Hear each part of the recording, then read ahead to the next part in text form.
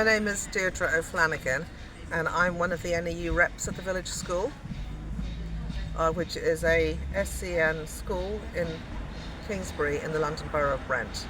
Striking today because we have noticed that our policies have changed, and this happened without prior agreement with the NEU, which is usually the case in this school. We have generally a good relationship with the executive leadership team of the trust, the CEO, and policies come to us. But on this occasion we didn't know until we looked up for some support for a member and found out that carers policy had changed. There are visits to hospitals, including antenatal care for pregnant women, which is an equalities issue, have been capped at 3 hours. Our scenario is that if a staff member lives an hour from a hospital, waits for a hospital, and then has to have any further test, you go over, you're capped at 3 hours. Our staff are very dedicated and work really hard for the well-being of the children. And a happy school is happy for the staff and happy for the children. We also regard that this has the potential to be an equalities issue in terms of discrimination, indirect or direct. For that reason, we are here today. We really hope that this today will resolve issues and we can all get back to doing what we want to do.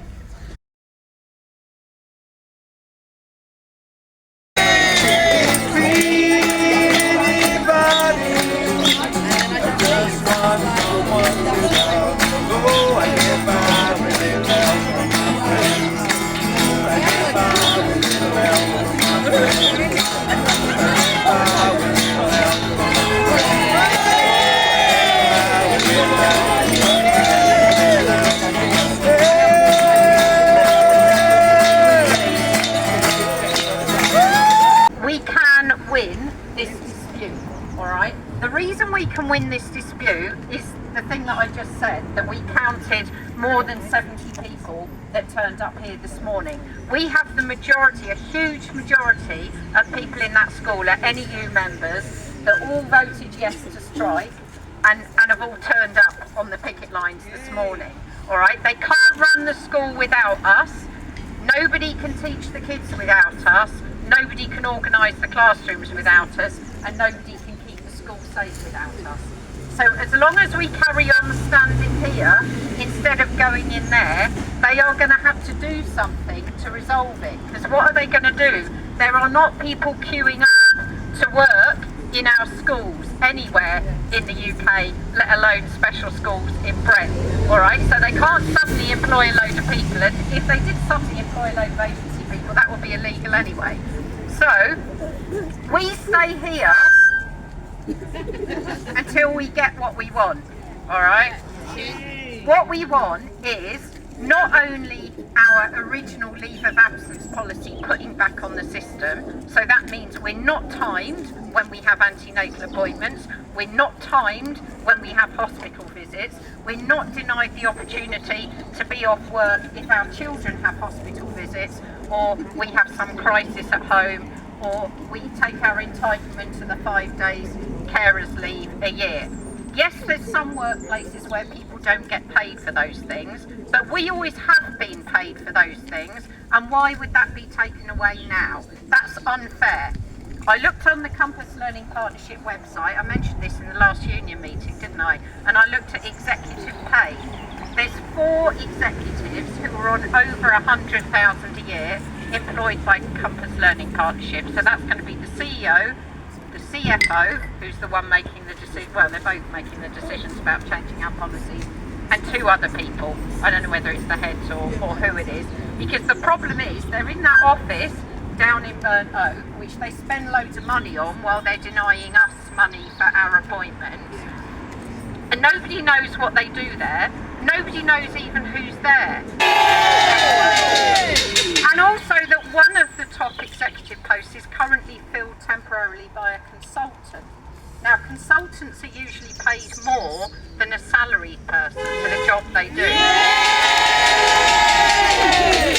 And we've had scandals in Brent before around consultants being paid money that's come out of the school budget. And usually when something dodgy like that is going on with finances, you start to see decisions being made to cut the pay of the staff who are in the classrooms, all right? But we're the ones that do the work. We're the ones that understand the children and care about the children and work with them every day.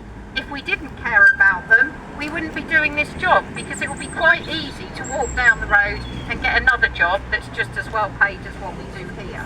But we're here because we like it. We like each other, we like the children.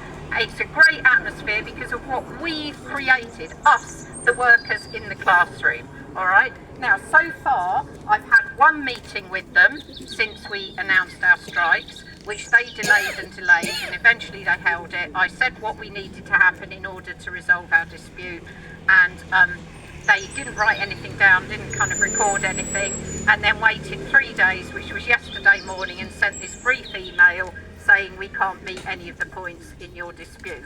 Well, that's okay then, so we're going to come out and show you what we think about that, and you've absolutely done that this morning. Well done. Massive thanks to the people. You're visually exciting, it's just a brilliant atmosphere. Well done, and we've had loads of visitors, and thanks for the solidarity from Harrow and Trades Council and Mallory's and everything else as well. What we need to ask you to do now, what the NEU is asking you to do now, is that if no more attempts have been made to resolve our dispute, then after half term, on Wednesday and Thursday, we need to do this again. All right? Hand in the air if you're prepared to come back and do the same thing again.